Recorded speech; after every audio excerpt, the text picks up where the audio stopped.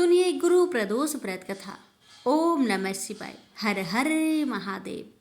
आप सभी भक्तों पर भोलेनाथ और माता पार्वती की कृपा सदा सर्वदा बनी रहे। प्यारे भक्तों, हर महीने के कृष्णा पक्ष और शुक्ला पक्ष की त्रयोदशी तिथि पर प्रदोष व्रत रखा जाता है, जिसे खास धार्मिक महत्व प्राप्त है। माना जाता है कि इस व्रत को श्रद्धा और मनोभाव से किया जाए तो भगवान शिव की विशेष कृपा प्राप्त होती है। इसमें न केवल घर परिवार में सुख शांति और समृद्धि आती है, बल्कि भक्तों को आरोग्य का वरदान भी मिलता है। महादेव की कृपा से जीवन में आ रही परेशानियों और कष्टों से भी मुक्ति मिल जाती है। इस व्रत में विशेष रूप से भगवान शिव का पूजन, शिवलिंग का अभिषेक, बेलपत्र, आग के फूल चढ़ाना और शिव मंत्रों का जाप करना आवश्यक होता है। प्रदोष व्रत के दिन पूजा का समय प्रदोष काल में होता है। तो आइए भक्तों, जानते हैं प्रदोष व्रत की तिथि के बारे में।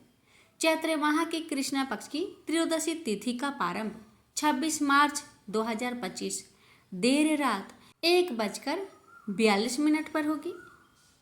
चैत्र माह की कृष्णा पक्ष की त्रयोदशी तिथि का समापन 27 मार्च 2025 रात 11:03 पर होगा। प्रदोष व्रत की पूजा विशेष रूप से प्रदोष काल में की जाती है, जो सूर्यास्त के बाद का समय होता है। इस दिन पड़ने के कारण इसे गुरु प्रदोष व्रत कहा जाएगा। प्रदोष व्रत की पूजा का शुभ मुहूर्त। प्रदोष व्रत की पूजा का शुभ मुहूर्त 27 मार्च 2025 सायं 6:35 से रात्रि 8:57 तक रहेगा। इस अवधि में पूजा करना अत्यधिक शुभ और फलदायी माना जाता है। इस समय में भगवान शिव का ध्यान और पूजा विशेष रूप से प्रभावशाली होती है। भक्तों, जानते हैं प्रदोष व्रत की पूजन विधि के बारे में। सबसे पहले सुबह जल्दी उठकर स्नान करें और भगवान शिव का ध्यान करते हुए प्रदोष व्रत का संकल्प लें। पूजा स्थल पर शिवलिंग स्थापित करें और उस पर जल, बेलपत्र, आग के फूल, गुलहर के फूल और मंदार के फूल चढ़ाएं। पूजा के दौरान ओम नमः शिवाय और ओम त्र्यंबक यजामहे जैसे शिव मंत्रों का जाप करें। पूजा के बाद प्रदोष व्रत की कथा को पढ़े या सुने। पूजा के अंत में भगवान शिव की आरती करें और उनका प्रिय भोग अर्पित करें। पूरे शिव परिवार की पूजा करें, जिसमें भगवान शिव के साथ साथ माता पार्वती, गणेश जी और कार्तिकेय की भी पूजा शामिल हो।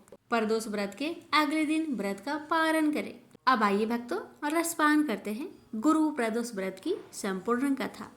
हे भगवान, आपकी कथा कहने वाले, सुनने वाले, हुक्कार भरने वाले सभी भक्तों पर अपनी कृपा सदा बनाए रखना।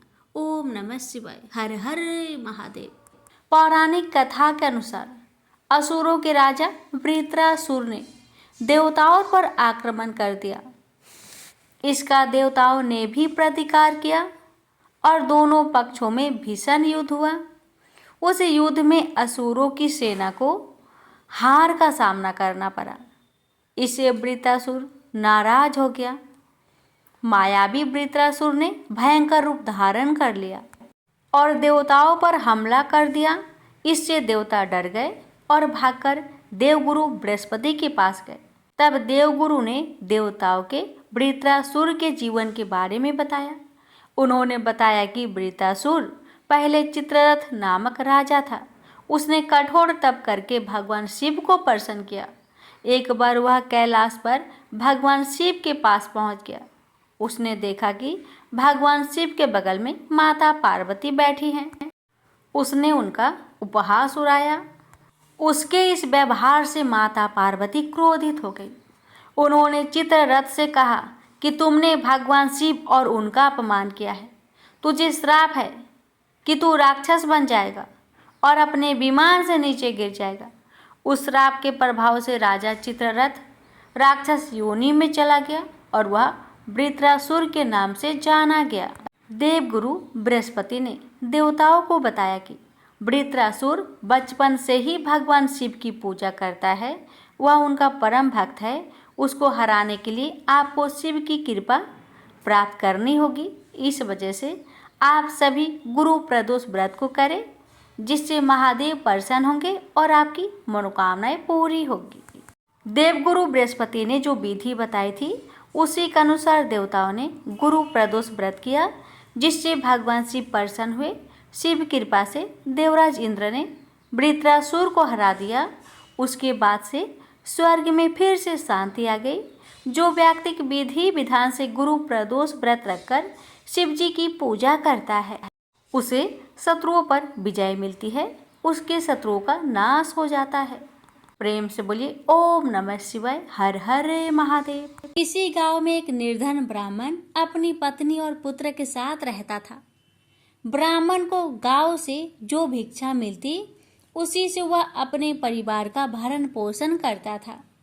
एक दिन ब्राह्मणी अपने पति से बोली, मुझे अपनी कोई चिंता नहीं है स्वामी, मैं आपके साथ भूखी प्यासी रहकर भी अपना जीवन व्यतीत कर सकती हूँ, लेकिन मुझे अपने बेटे की भूख प्यास नहीं देखी जाती। अमन बोला, मैं तुम्हारी भावनाओं को समझता हूँ प्रिय, लेकिन भाग्य का लेख को विधाता भी नहीं बदल सकता। हमारे भाग्य में निर्धन रहना ही लिखा है। ब्राह्मणी बोली, भाग्य के भरोसे बैठे रहना मूर्खता के सिवा कुछ नहीं। अगर इंसान कोशिश करे तो वह कर्म करके अपने भाग्य को बदल सकता है। आप कहीं परदेश में जाए, मुझे विश्वास है कि आप वहां अच्छी आय करेंगे और हमारा भाग्य बदल जाएगा। ब्राह्मण बोला, तुम्हारी बात तर्क संगत है प्रिय, मगर मुझे भिक्षा मांगने और पंडिताई के सिवा कोई काम नहीं आता। ब्राह्मणी बोली, हमारे गांव में आपकी पंडिताई की कोई कद्र नहीं करता है। किसी दूसरे गांव या नगर में आपकी पंडिताई चल निकले तो हमारे बुरे दिन फिर जाए।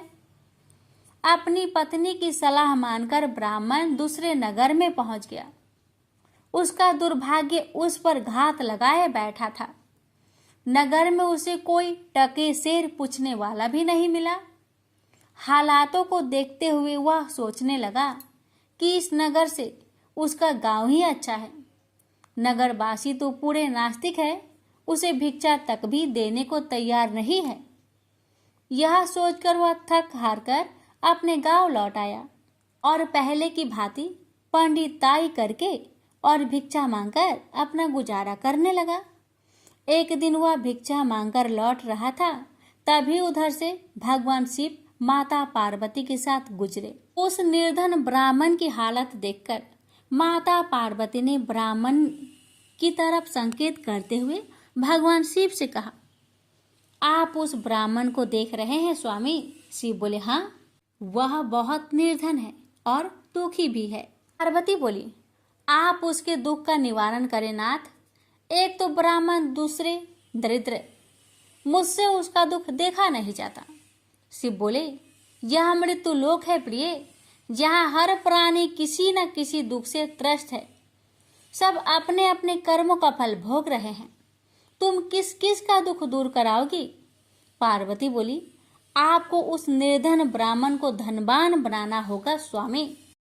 शिव बोले, वह भाग्यहीन है पार्वती, उसके भाग्य में फटे पुराने कपड़े और रूखा सूखा भोजन ही लिखा है। मगर पार्वती अपनी जीत पर अड़ी रही।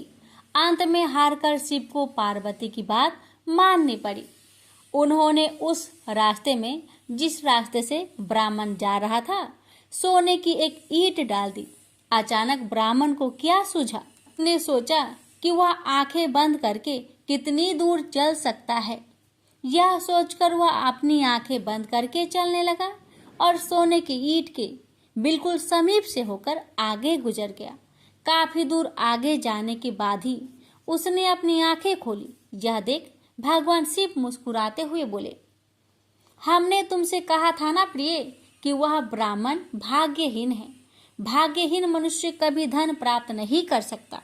फिर भगवान शिव पार्वती के साथ कैलाश पर्वत लौट गए, लेकिन वहां पहुंचने के बाद भी पार्वती उस निर्धन ब्राह्मण के बारे में सोचने लगी। वह किसी न किसी तरह उस ब्राह्मण को देखना चाहती थी। पार्वती को उदास देखकर भगवान शिव ने पूछा, क्या बात है प्रिय, इतनी उदास क्यों हो? पार्वती ने भगवान शिव से निवेदन किया, स्वामी, उस निर्धन ब्राह्मण का परिवार 3 सदस्यों का है, उनमें आप किसी एक को धनवान बना दे, ब्राह्मण परिवार की दरिद्रता मिट जाएगी। आप उन तीनों को एक एक वर दे। मुझे उम्मीद है कि वे तीनों आपसे दौलत का वर ही मांगेंगे, इस तरह वे धनवान बन जाएंगे। शिव बोले, ठीक है प्रिय, जैसा तुम चाहोगी वैसा ही होगा। और फिर कुछ दिनों के बाद भगवान शिव पार्वती के साथ ब्राह्मण के घर पहुंचे। साक्षात भगवान शिव और पार्वती को देखकर ब्राह्मण परिवार आत्मा विभोर हो उठा। उन्होंने भगवान शिव और पार्वती के चरण स्पर्श किए। शिव बोले, मैं तुम तीनों को एक एक वर देना चाहता हूँ। तुम तीनों अपनी इच्छा अनुसार वर मांग सकते हो। ब्राह्मणी उतावला होते हुए बोली, पहले मुझे वर दीजिए प्रभु। भगवान शिव ने कहा, मांगो, क्या चाहती हो। काफी सोचने समझने के बाद ब्राह्मणी बोली, भगवान, मुझे दुनिया की सबसे अधिक खूबसूरत और जवान औरत बना दीजिए। मरते दम तक मेरी जवानी और सुंदरता कायम रहे। भगवान शिव ने मुस्कुराकर कहा, तथास्तु। अगले ही पल बूढ़ी ब्राह्मणी एक जवान और खूबसूरत युवती के रूप में बदल गई। उसी समय उनके घर के सामने से गांव के जमींदार का पुत्र गुजर रहा था, जो घोड़े पर सवार था। उसने खूबसूरत ब्राह्मणी को देखा तो उस पर मुग्ध हो उठा। वह इस खूबसूरत ब्राह्मणी से शादी करेगा। यह सोचकर उसने उसे अपने घोड़े पर बैठाया और घोड़ा अपनी हवेली के तरफ दौड़ दिया। वह देख ब्राह्मण अपनी छाती पीटते हुए विलाप करने लगा, हाय मेरी पत्नी, रो मत ब्राह्मण श्रेष्ठ, तुम भी मुझसे कोई वर मांग लो, जो मांगोगे तुम्हें मिलेगा।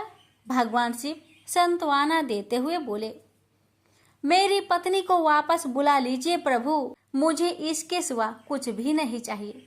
ब्राह्मण ने निवेदन करते हुए कहा। भगवान शिव बोले, तथास्तु। देखते ही देखते ब्राह्मणी वहां खड़ी थी। अपने पत्नी को अपने सामने देखकर ब्राह्मण राहत की सांस ली। भगवान शिव ने ब्राह्मण पुत्र से कहा, तुम क्या वर मांगते हो बेटा। ब्राह्मण पुत्र ने काफी सोचने समझने के बाद कहा, भगवान, मुझे कुछ नहीं चाहिए, लेकिन आप मेरी माँ को पहले जैसी बूढ़ी बना दीजिए। तथास्तु। भगवान शिव ने कहा, और अगले ही पल ब्राह्मणी पहले के समान बूढ़ी हो गई।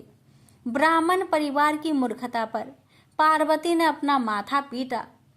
सोचने लगी कि तीनों ही वास्तव में ही भाग्यहीन हैं। विधि ने उनके भाग्य में जो लिख दिया है उसे देवी देवता भी नहीं बदल सकते। प्रेम से बोलिए हर हर महादेव। एक समय पार्वती ने पूछा, हे महादेव जी, इस ज्ञान के बल से आपको संसार के सब लोग शिव कहकर पूजते हैं। मृगछाला ओढ़े, सब अंगों में शमशानों की विभूति लगाए, गले में सर्प और नर मुंडों की माला पहने हुए हो। इसमें तो कोई भी पवित्र नहीं है, फिर आप किस ज्ञान से पवित्र माने जाते हो?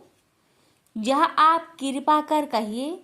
श्री महादेव जी बोले, हे प्रिय सुनो, गीता ज्ञान को हृदय में धारण करने से मैं पवित्र माना जाता हूँ, और इस ज्ञान से मुझे बाहर के कर्म नहीं व्यापते। तब पार्वती जी ने कहा, हे भगवान, जिस गीता ज्ञान की ऐसी स्तुति करते हैं उसके श्रवण करने से कोई कृतार्थ भी हुआ है? तब महादेव जी ने कहा, इस ज्ञान को सुनकर बहुत से जीव कृतार्थ हुए हैं और आगे भी होंगे। मैं तुमसे एक पुरातन कथा कहता हूँ, तुम श्रवण करो। एक समय पाताल लोक में शेषनाग की सैया पर श्री नारायण जी नेत्र मूंदकर आनंद में मग्न थे। उस समय भगवान के चरण दबाती हुई श्री लक्ष्मी जी ने पूछा, हे प्रभु, इंद्र और आलस्य उन पुरुषों को व्यापता है जो जीव तामसी है, फिर आप तो तीनों गुणों से अतीत हो। श्री नारायण प्रभु वासुदेव हो, यह मुझको बड़ा आश्चर्य है। श्री नारायण जी बोले, हे लक्ष्मी, मुझको निंद्र आलस्य नहीं व्यापता। एक शब्द रूप जो भगवत गीता है, उसमें जो ज्ञान है उसके आनंद में मग्न रहता हूँ। जैसे यह गीता शब्द रूप अवतार है, इस गीता में यह अंग है। प्रथम 5 अध्याय मेरा मुख है, द्वितीय 5 अध्याय मेरा भुजा है, 11वां अध्याय मेरा हृदय और मन है, 16वां अध्याय मेरा उदर है, 17वां अध्याय मेरी जंघा है, 18वां अध्याय मेरे चरण है। गीता के सब श्लोक मेरी नाड़ियां हैं और जो गीता के अक्षर है वही मेरा रोम है। ऐसा मेरा शब्द रूपी जो गीता ज्ञान है, उसी की अर्थ में मैं हृदय में विचार करता हूँ और शब्द आनंद को प्राप्त करता हूँ। लक्ष्मी जी बोली, हे श्री नारायण जी, जब श्री गीता ज्ञान को सुनकर बहुत से जीव कृतार्थ हुए हैं तो तू श्रवण कर। शूद्र वर्ण का एक चंडाल था, तेल लवण का व्यापार करता था। एक दिन वह बकरी चराने को वन में गया और वृक्षों के पत्ते तोड़ने लगा। वहां उसे एक सर्प ने डस लिया, जिससे उसके तत्काल प्राण निकल गए। मरकर उसने बहुत नरक भोगकर बैल का जन्म पाया। उस बैल को एक भिक्षुक ने मोल ले लिया। वह भिक्षुक उस बैल पर चढ़कर सारा दिन मांगता फिरता। जो कुछ भिक्षा मांगकर लाता वह अपने कुटुंब के साथ बैठकर खाता। वह बैल सारी रात द्वार पर बंधा रहता, उसके खाने पीने की भी खबर न लेता। कुछ थोड़ा सा भूसा उसके आगे डाल देता। जब दिन चढ़े तो फिर बैल पर चढ़कर मांगता फिरे। कई दिन गुजरे तो वह बैल भूख का मारा गिर पड़ा, किंतु प्राण नहीं निकले। नगर के लोग देखकर उसे कोई तीर्थ का फल दे, कोई व्रत का फल दे, पर उस बैल के प्राण नहीं छूटे। एक दिन एक गणिका आई। उसने लोगों से पूछा, यह कैसी भीड़ है? तो उन्होंने कहा, इसके प्राण नहीं निकलते, अनेक पुण्य के फल दे रहे हैं तो भी इसकी मुक्ति नहीं होती। तब गणिका ने कहा, मैंने जो कर्म किया है उसका फल इस बैल को निमित्त दिया। इतना कहते ही बैल की मुक्ति हो गई। तब बैल ने एक ब्राह्मण के घर में जन्म लिया। पिता ने उसका नाम सुशर्मा रखा। जब बड़ा हुआ तो पिता ने उसको पढ़ाया। तब उसको पिछले जन्म की सुधि रही थी। उसने एक दिन मन में विचार किया कि जिस गणिका ने मुझे बैल की योनि से छुड़ाया था उसका दर्शन करो। वृप चलते चलते गणिका का घर गया और कहा, तू मुझे पहचानती है? गणिका ने कहा, मैं नहीं पहचानती। तू कौन है? तेरी मेरी क्या पहचान है? तू वृप और मैं वैश्या। तब वृप ने कहा, मैं वही बैल हूँ जिसको तुमने अपना पुण्य दिया था। तब मैं बैल की योनि से छूटा था। अब मैं वृप के घर जन्मा हूँ। तू वह अपना पुण्य बता। गणिका ने कहा, मैंने अपने जाने कोई पुण्य नहीं दिया, परंतु मेरे घर एक तोता है। वह सवेरे कुछ पढ़ता है, मैं उसके वाक्य सुनती हूँ। उस पुण्य का फल मैंने तेरे निमित्त दिया था। तब वृप ने तोते से पूछा कि तू सवेरे सवेरे क्या पढ़ता है? तो तोते ने कहा, मैं पिछले जन्म में वृप का पुत्र था। पिता ने मुझे गीता के पहले अध्याय का पाठ सिखाया था। एक दिन मैंने अज्ञानवश गुरु से कहा कि तुमने मुझे क्या पढ़ाया है? तब गुरुजी ने मुझे श्राप दिया कि तू सुआ हो जा। तब मैं सुआ हुआ। एक दिन फंदक पकड़ ले गया। एक वृप ने मुझे मोल ले लिया। वह वृप भी अपने पुत्र को गीता का पाठ सिखाता था। अब मैंने भी यह पाठ सीख लिया। एक दिन वृप के घर चोर घुस पड़े। उनको धन तो प्राप्त न हुआ, किंतु वह मेरा पिंजरा उठा ले गए। यह गणिका उनकी मित्र थी। वह मुझे इसके पास ले आए।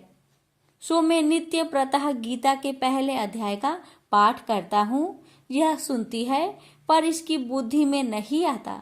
जो मैं पढ़ता हूँ वही पुण्य तेरे निमित्त दिया था। सो हे लक्ष्मी।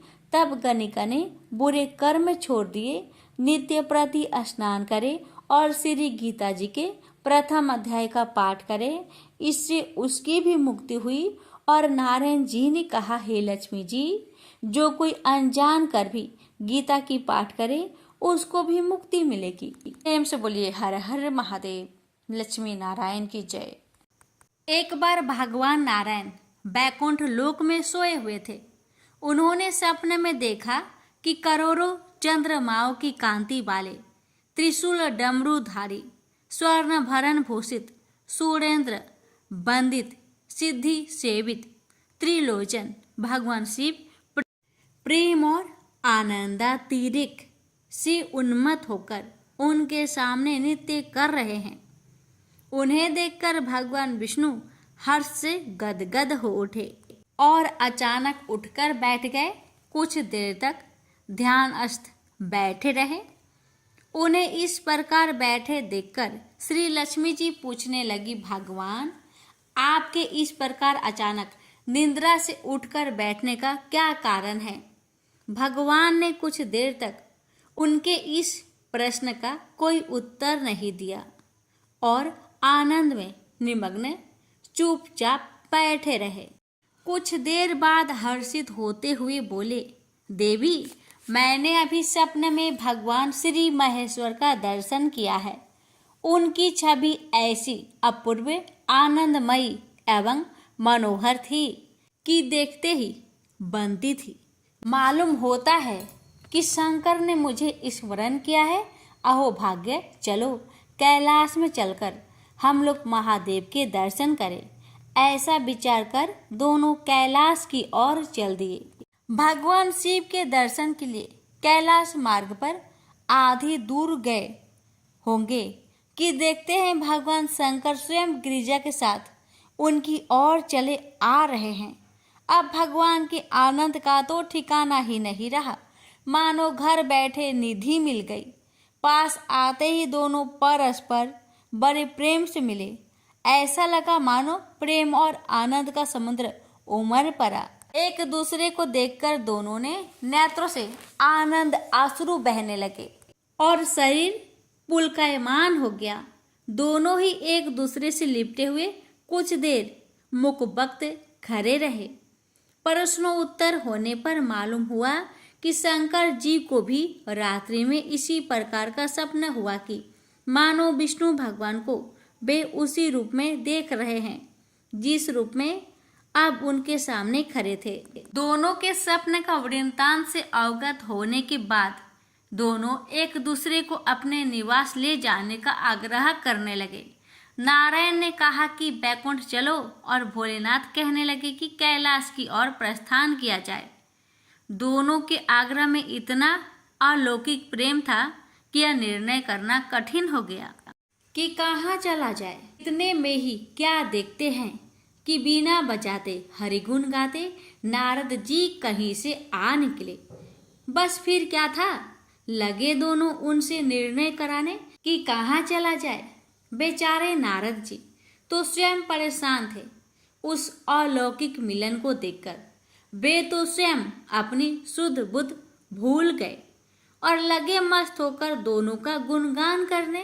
अब निर्णय कौन करे? अंत में यह तय हुआ कि भगवती उमा जो कह दे वही ठीक है। भगवती उमा पहले तो कुछ देर चुप रही। अंत में वे दोनों की ओर मुख करते हुए बोली, हे नाथ, हे नारायण, आप लोग के निश्चल, अनन्य एवं अलौकिक प्रेम को देखकर तो यही समझ आता है कि आपके निवास अलग अलग नहीं है। जो कैलाश है वही बैकुंठ है और जो बैकुंठ है वही कैलाश है। केवल नाम में ही भेद है।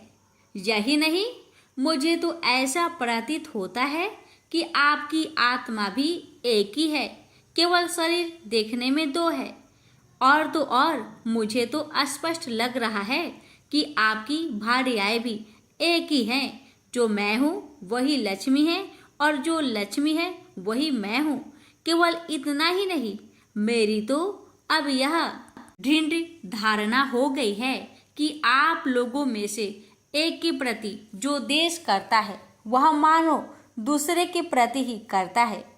एक की जो पूजा करता है वह मानो दूसरे की भी पूजा करता है। मैं तो तय समझती हूँ कि आप दोनों में जो भेद मानता है उसका चिरकाल तक घोर पतन होता है।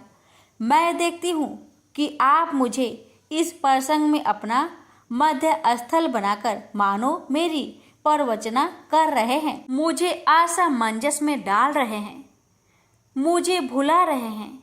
अब मेरी यह प्रार्थना है कि आप लोग दोनों ही अपने अपने लोक को पधारिए। श्री विष्णु यह समझे कि हम शिव रूप में बैकुंठ जा रहे हैं और महेश्वर यह माने कि हम विष्णु रूप में कैलाश गमन कर रहे हैं। इस उत्तर को सुनकर दोनों परम प्रसन्न हुए और भगवती उमा की प्रशंसा करते हुए दोनों ने एक दूसरे को प्रणाम किया और अत्यंत हर्षित होकर अपने अपने लोक को प्रस्थान किया। लौटकर जब श्री विष्णु बैकुंठ पहुँचे तो श्री लक्ष्मी जी ने उनसे प्रश्न किया, हे प्रभु, आपको सबसे अधिक प्रिय कौन है? भगवान बोले, प्रिय, मेरी प्रियतम केवल श्री शंकर है। देहधारियों को अपने देह की भांति वे मुझे अकारण ही प्रिय है। एक बार मैं और श्री शंकर दोनों पृथ्वी पर घूमने निकले।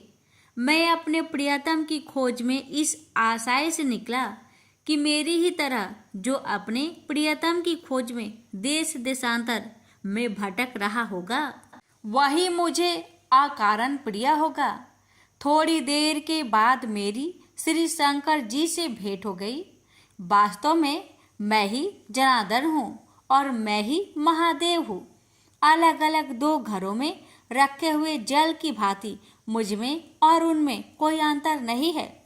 शंकर जी के अतिरिक्त शिव की चर्चा करने वाला शिव भक्त भी मुझे अत्यंत प्रिय है। इसके विपरीत जो शिव की पूजा नहीं करते वे मुझे कदापि प्रिय नहीं हो सकते। इस तरह जो शिव की पूजा करता है वह बैकुंठवासी विष्णु को भी स्वीकार है और जो श्री विष्णु की वंदना करता है वह त्रिपुरारी को भी मान लेता है।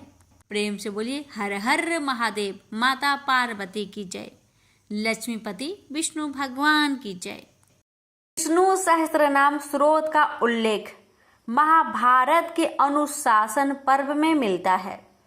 जब भीष्म पितामह मृत्यु शैया पर लेटे होते हैं तब श्री कृष्ण की आज्ञा पर युधिष्ठिर उनसे उपदेश प्राप्त करते हैं तो पितामह भगवान विष्णु के दिव्य 1000 नामों से युक्त इस कल्याणकारी स्रोत का उपदेश करते हैं। विष्णु सहस्त्रनाम का पाठ पढ़ने अथवा सुनने से समस्त मनोकामना पूर्ण हो जाती है। घर में धन्य धान्य सुख संपदा बनी रहती है। यदि आप विष्णु सहस्त्रनाम स्रोत यानी श्री हरि के 1000 नामों और उनकी महिमा को पढ़ने में असमर्थ है तो मात्र एक श्लोक से ही इस पाठ का पुण्य प्राप्त किया जा सकता है। वो श्लोक इस प्रकार है। श्री राम रामेति रामेति रमे रामे मनोरमे सहस्त्र नाम तन्तुल्यम राम नाम वरानने। शिव जी माता पार्वती से कहते हैं कि श्री राम नाम के मुख में विराजमान होने से राम राम इसी 12 अक्षर नाम का जप करो। हे पार्वती, मैं भी इन्हीं मनोरम राम में रमता हूँ। यह राम नाम विष्णु जी के सहस्त्र नाम के तुल्य है। भगवान राम के राम नाम को विष्णु सहस्त्र नाम के तुल्य कहा गया है। इस मंत्र को श्री राम तारक मंत्र भी कहा जाता है और इसका जाप संपूर्ण विष्णु सहस्त्र नाम या भगवान विष्णु के 1000 नामों के जाप के समतुल्य है।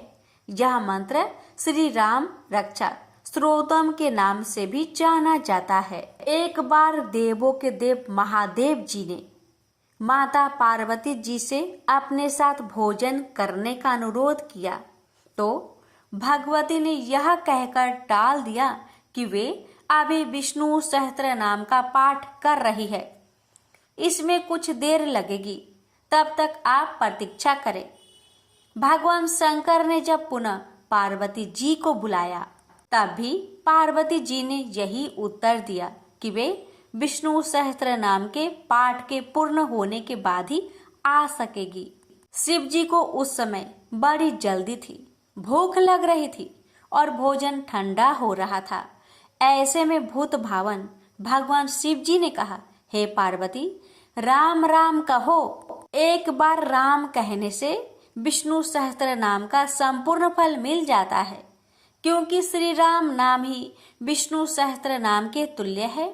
इस प्रकार शिव जी के मुख से इस 2 अक्षर के नाम राम का विष्णु सहस्त्र नाम के समान जप सुनकर माँ पार्वती अभिभूत हो गई और उन्होंने भी तब राम इस दिव्य अक्षर नाम का जप करके प्रसन्न होकर शिव जी के साथ भोजन किया। प्रेम से बोलिए सिया रामचंद्र की जय। हर हर महादेव, माता पार्वती की जय, लक्ष्मी नारायण की जय। रसपान करेंगे शिव चालीसा। श्री गणेश गिरिजा सुवन, मंगल मूल सुजान, कहत अयोध्या दास, तुम देहु अभय वरदान। जय गिरिजापति दीन दयाला, सदा करत संतन प्रतिपाला। भाल चंद्रमा सोहत नीके, कानन कुंडल नाग फनीके।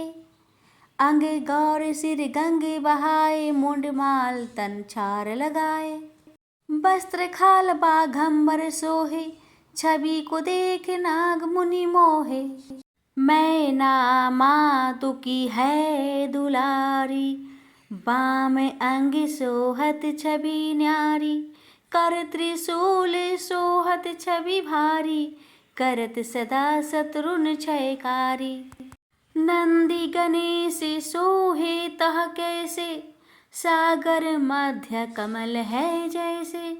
कार्तिक श्याम और गणेराऊ, या छवि को कही जात न काऊ। देवन जब ही जाए पुकारा, तब ही दुख प्रभु आप निवारा। किया उपद्रव तारक भारी, देवन सभी मिली तुम ही जुहारी। तुरंत सडानन आप पठाए, लवनी मेष महामारी गिराए।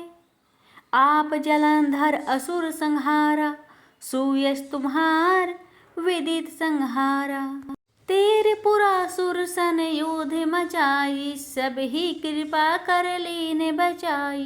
किया तप ही भागीरथ भारी, पूरब प्रतिज्ञा तसु पुरारी। दानिन महा तुम सम कोई नाही, सेवक स्तुति करत सदाही। वेद नाम महिमा तव गाई, आकथ अनादि भेद नहीं पाई। परगट उदधि मंथन में ज्वाला, जरे सुरासुर भय बिहाला। किन्हि दया तह करी सहाय, नीलकंठ तब नाम कहाई। पूजन रामचंद्र जबे किन्हा, जीत के लंक विभीषण दिन्हा। सहज कमल में हो रही धारी, किन्हि परीक्षा तब ही पुरारी। एक कमल प्रभु राखेउ जोई, कमल नयन पूजन चह सोई। कठिन भक्ति देखी प्रभु शंकर, भाई प्रसन्न दिए इच्छित वर। जय जय जय आनंद अविनाशी, करत कृपा सबके घटवासी। दुष्ट सकल निति मोहि सतावे, भ्रमत रहे मोहि चन नावे। त्राहि त्राहि मैं नाथ पुकारो, जही अवसर मोहि आने उबारो। ले त्रिशूल शत्रुन को मारो, संकट से मोहि आने उबारो। मातु पिता भ्राता सब कोई, संकट में पूछत नहीं कोई। स्वामी एक है आस तुम्हारी, आए हरहु अब संकट भारी। धन निर्धन को देत सदाही, जो कोई जाचे वो फल पाही।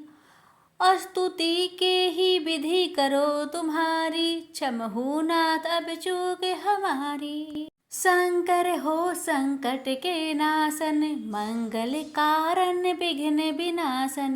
योगी यति मुनि ध्यान लगावे, नारद सारद शीस नवावे। नमो नमो जय नमो शिवाय, सूर ब्रह्मादि की पार न पाए। जो यह पाठ करे मन लाई, तापर होत है शंभु सहाय। ऋणिया जो कोई हो अधिकारी, पाठ करे सो पावन हारी। पुत्रहीन कर इच्छा कोई, निश्चय शिव प्रसाद देहि तोई। पंडित त्रयोदशी को लावे, ध्यान पूर्वक होम करावे। त्रयोदशी व्रत करे हमेशा, तन नहीं ताके रहे कलेसा। धूप दीप नेवद चढ़ावे, शंकर सम्मुख पाठ सुनावे। जन्म जन्म के पाप नसावे, अंतवास शिवपुर में जावे। कहे अयोध्या आस तुम्हारी, जानी सकल दुख हरहु हमारी। नित नेम कर प्रताहि, पाठ करो चालीसा। तुम मेरी मनोकामना, पूर्ण करो जगदीश। मंगसर छठी हेमंत ऋतु, संगवत 64 जान। स्तुति चालीसा शिव ही, पूर्ण कीन कल्याण। ओम नमः शिवाय। हर हर महादेव। जय भोलेनाथ। शिव जी की आरती। ओम जय शिव ओंकारा, स्वामी जय शिव ओंकारा। ब्रह्मा विष्णु सदा शिव, अर्धांगी धारा। ओम जय शिव ओंकारा, स्वामी जय शिव ओंकारा। एकानन चतुरानन पंचानन राजे, हंसानन गरुड़ासन वृषवाहन साजे। ओम जय शिव ओंकारा, स्वामी जय शिव ओंकारा। दो भुज चार चतुर्भुज, 10 भुज अति सोहे। त्रिगुण रूप निरखते, त्रिभुवन जन मोहे। ऐछि माला बने माला, मुंड माला धारी। त्रिपुरारी कंसारी, करे माला धारी। श्वेतांबर पीतांबर, बाघंबर अंगे। सनकादिकी गरुणादिकी, भूतादिकी संगे। कर के माध्य का मंडलु, चक्र त्रिशूली धारी। सुखकारी दुखहारी, जगपालनकारी। ब्रह्मा विष्णु सदा शिव, जानत अविवेका। मधु के टप दो मारे, सुर भयहीन करे। लक्ष्मी व सावित्री, पार्वती संगा। पार्वती अर्धांगी, शिव लहरी गंगा। पर्वत सोहे पार्वती, शंकर कैलासा। भांग धतुर का भोजन, भस्मी में बासा। जटा में गंग बहत है, गल मुंडन माला। शेष नाग लिपटावत, ओढ़त मृगी छाला। काशी में विराजे विश्वनाथ, नंदी ब्रह्मचारी। नीत उठ दर्शन पावत, महिमाति भारी। त्रिगुण स्वामी जी की आरती, जो कोई नरे गावे। कहत शिवानंद स्वामी, मनवांछित फल पावे। ओम नमः शिवाय। हर हर महादेव। माता पार्वती की जय।